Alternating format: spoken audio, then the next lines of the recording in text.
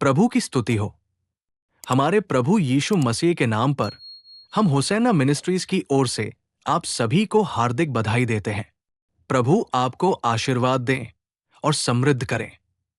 प्रियजनों, आज मैं पवित्र शास्त्र से भजन 2 का पहला श्लोक पढ़ रहा हूं। अन्य जाति क्यों क्रोध करते हैं और लोग व्यर्थ की कल्पना क्यों करते हैं? इसमें कहा गया है कि लोग क्रोध कर रहे हैं।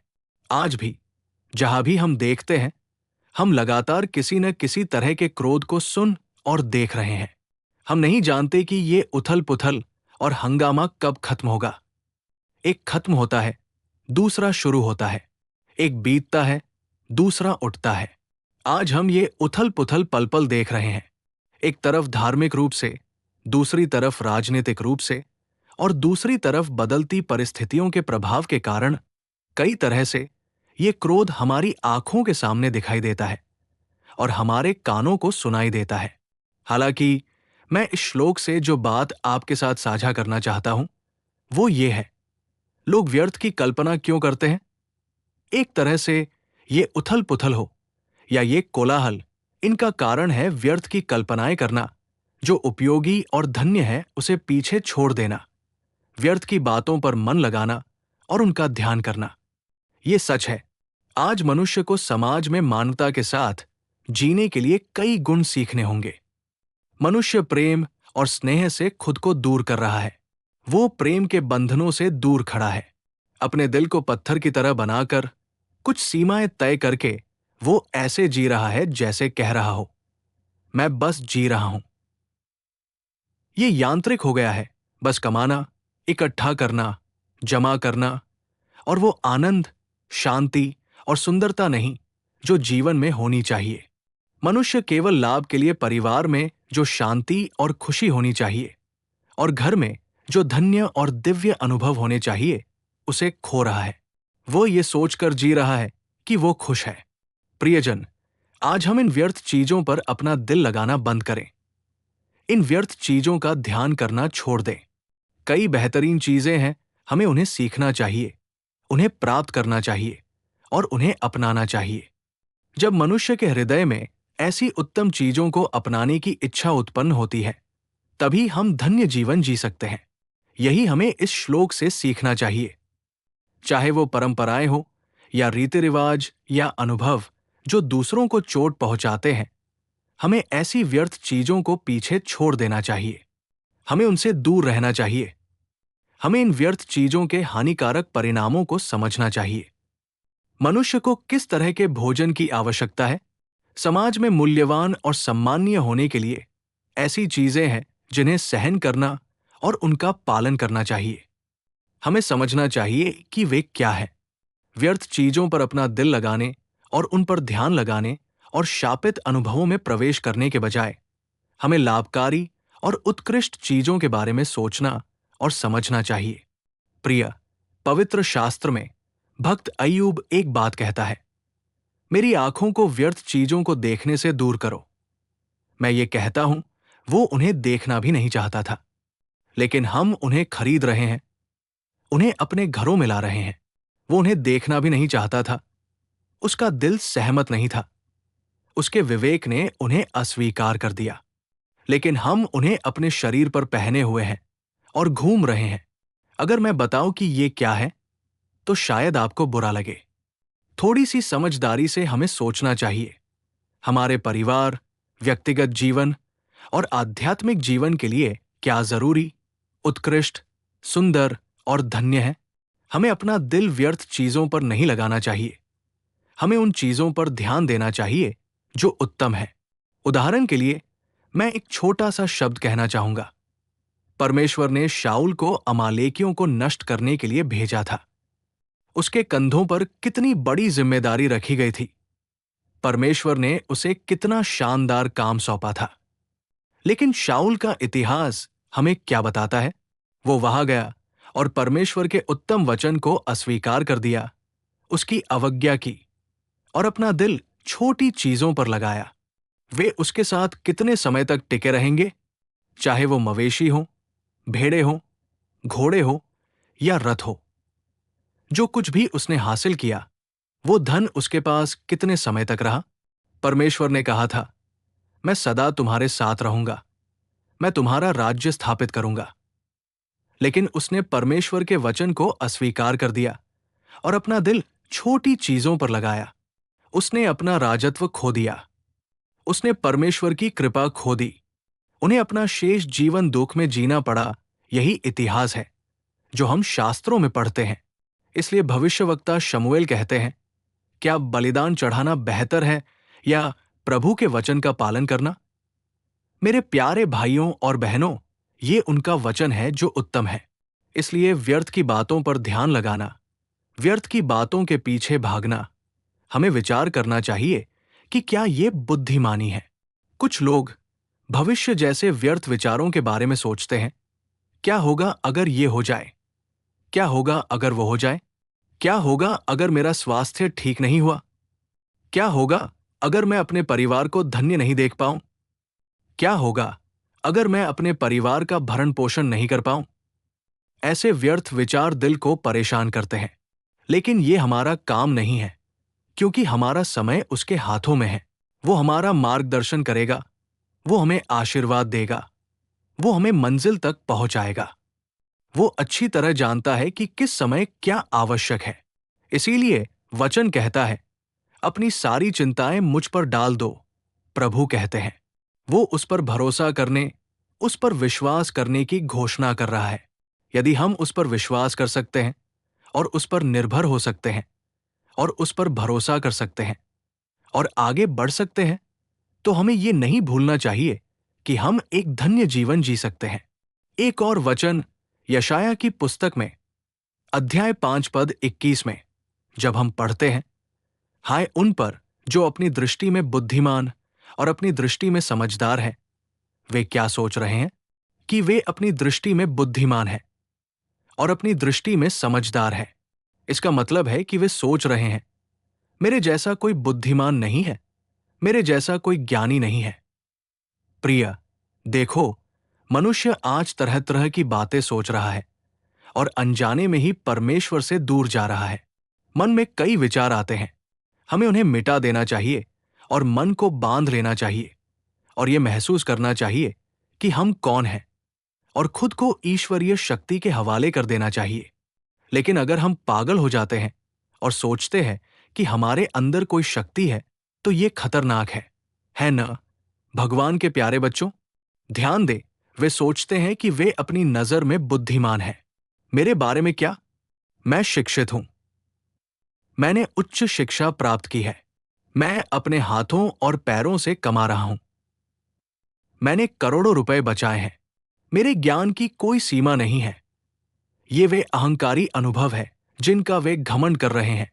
एक और शब्द परमेश्वर का वचन कहता है, वे खुद को अपनी नजर में धर्मी समझते हैं। वे सोचते हैं कि जिस रास्ते पर वे चल रहे हैं वो सही है, लेकिन इसका परिणाम क्या है? मृत्यु, अंधकार। इसलिए मेरे प्यारे भाइयों, हमें खुद को देखना चाहिए। हमें अहंकार से बात नहीं करनी चाहिए, बल्कि हमें सर्वशक्तिमान परमेश्वर के सामने खड़ा होना चाहिए। पवित्र पौलुस एक सुंदर शब्द बोलता है। वो एक ऐसा व्यक्ति था जिसने गमलीएल के चरणों में अध्ययन किया, जिसके पास महान बुद्धि और ज्ञान था। लेकिन जब उसने खुद को देखा तो उसने घमंड नहीं किया। उसने कहा, मैं पापियों का सरदार हूं। इससे बड़ा कोई कथन नहीं है। उसने कभी नहीं कहा, मैंने ये जानबूझकर या अनजाने में किया, मैं धर्मी हूं। कुछ ऐसा हुआ जो नहीं होना चाहिए था।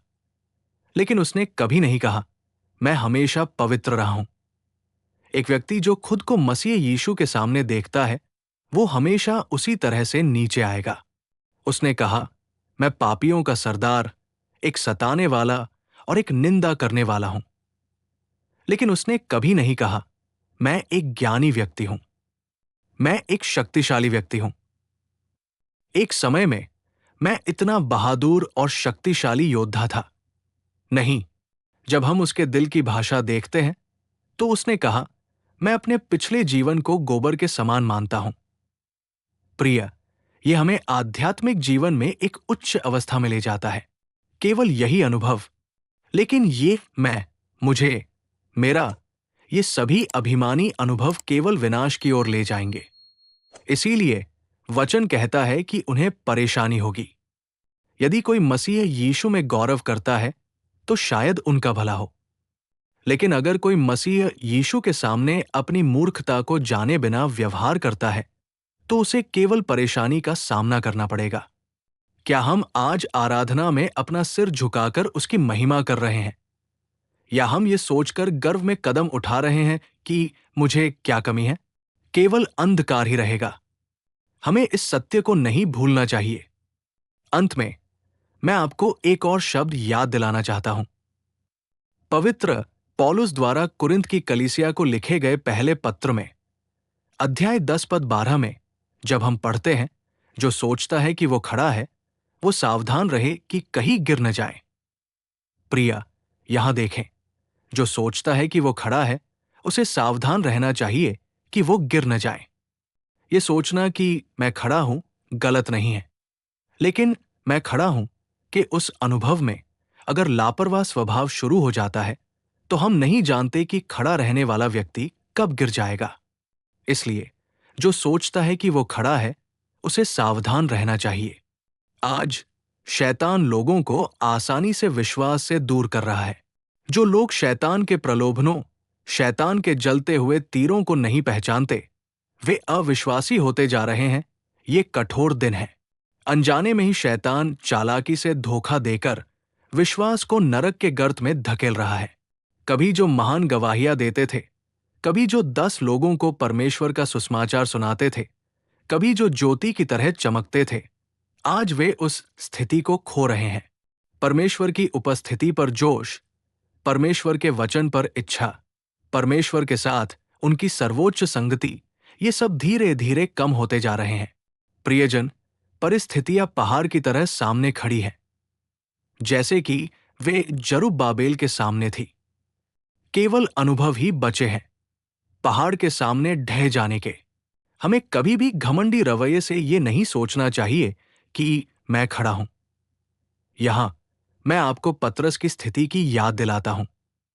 प्रभु दौड़ते हुए पतरस के पास आए और कहा, पतरस, सावधान रहो, शैतान तुम्हें गेहूं की तरह छानने आ रहा है। मैंने तुम्हारे लिए प्रार्थना की है कि तुम्हारा विश्वास कम न हो। सावधान रहो, उन्होंने कहा। पतरस ने इसे गंभीरता से नहीं लिया। उसने सोचा, अगर मैं उसके लिए अपना जीवन देने के लिए तैयार हूं तो मेरे साथ क्या हो सकता है? वो आत्मविश्वास वास्तविक था। पतरस वास्तव में प्रभु के लिए अपना जीवन देने के लिए तैयार था, लेकिन फिर भी प्रभु ने उसे पहले से क्यों आगाह किया? इसका मतलब है, यह भक्ति तुम्हारे लिए पर्याप्त नहीं है, यह शक्ति तुम्हारे लिए पर्याप्त नहीं है। तुम्हें अधिक सतर्क रहना चाहिए, प्रार्थना करनी चाहिए और शक्ति प्राप्त करनी चाहिए। उस प्रलोभन पर विजय पाने के लिए तुम्हें शक्ति की आवश्यकता है। यही प्रभु पहले से बता रहे थे, लेकिन पतरस समझ नहीं पाया। वो शैतान के हाथों में पड़ गया। पतरस की जीवन कहानी हम सभी को अच्छी तरह से पता है। जो उसके साथ चला, उसके साथ रहा और उसके बारे में महान गवाही दी, ऐसा उच्च पद वाला व्यक्ति ये कहने की स्थिति में आ गया, मैं नहीं जानता कि प्रभु कौन है।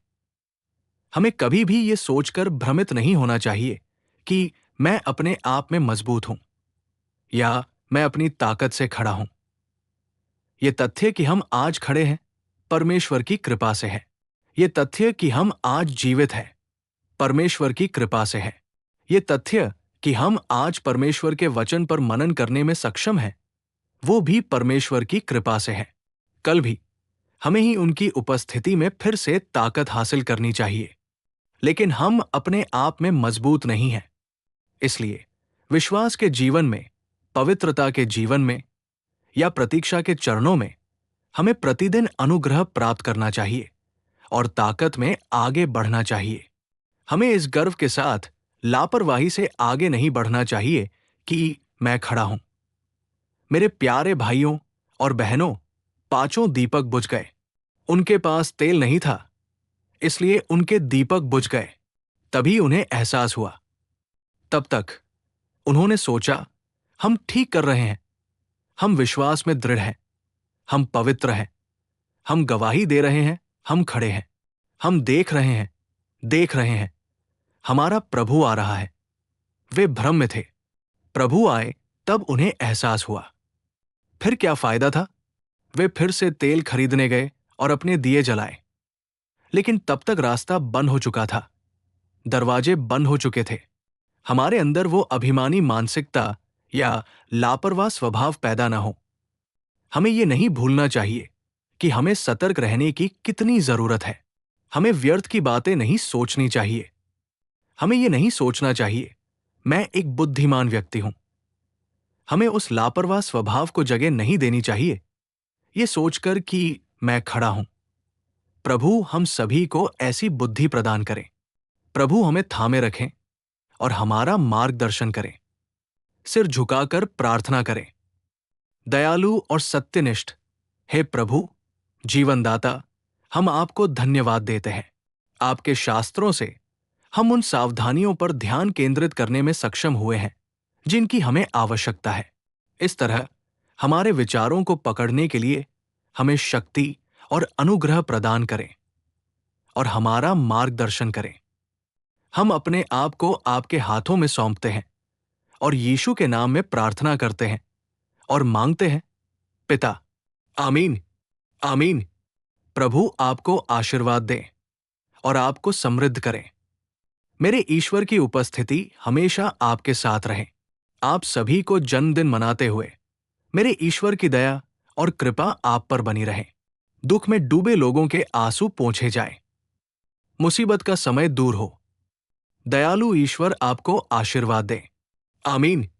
इन दैनिक अनुग्रह संदेशों और अधिक आध्यात्मिक संदेशों के लिए कृपया हमारे YouTube चैनल को सब्सक्राइब करें।